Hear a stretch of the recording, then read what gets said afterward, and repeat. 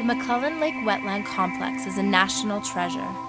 A fragile mosaic of lakes, streams, muskeg, trees, it is hidden deep in the boreal forest of northern Alberta.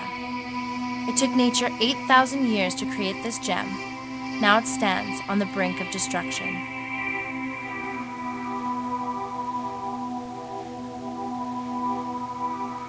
Although the government of Alberta had set the McClelland area aside for protection, when 1 billion barrels of oil was found under the wetland, the government quickly and quietly changed its plans.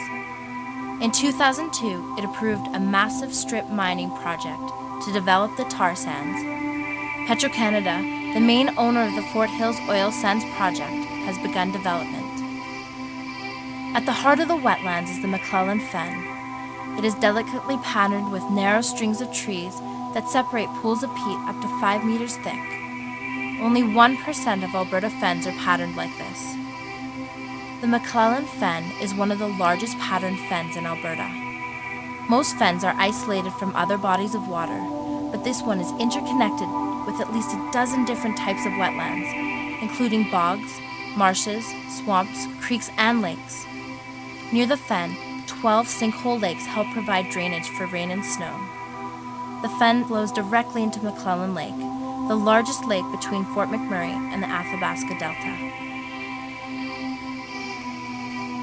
Dr. Diana Horton is a botanist from the University of Iowa who has studied fens around the world. She says, "This is the most extraordinary and spectacular patterned fen I have ever seen. It is a world-class site." The fen contains many rare mosses and plants, one of which is the insect-eating pitcher plant. More than 100 bird species breed here, including the beautiful redneck grebe, the bald eagle, and the sandhill crane. The endangered whooping crane has been seen on the fen. River otters and beavers live in the region's lakes and streams. Petro-Canada's mining plan includes strip mining almost half of the patterned fen.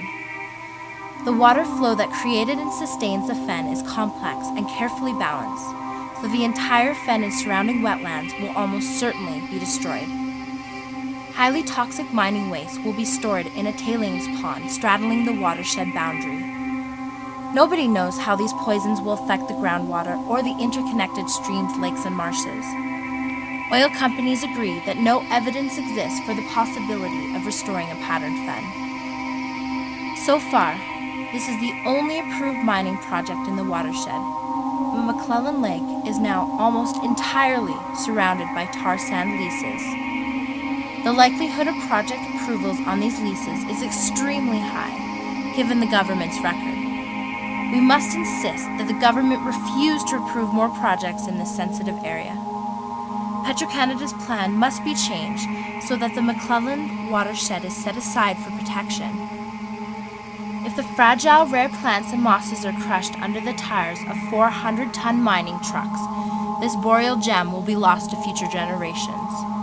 We must recognize before it is too late that the McClelland Lake Wetland Complex is too precious to be destroyed forever. What can you do? Contact the Alberta Premier, your MLA, and the government ministers involved in energy and the use of public lands. Write to Petro-Canada. Make your voice heard.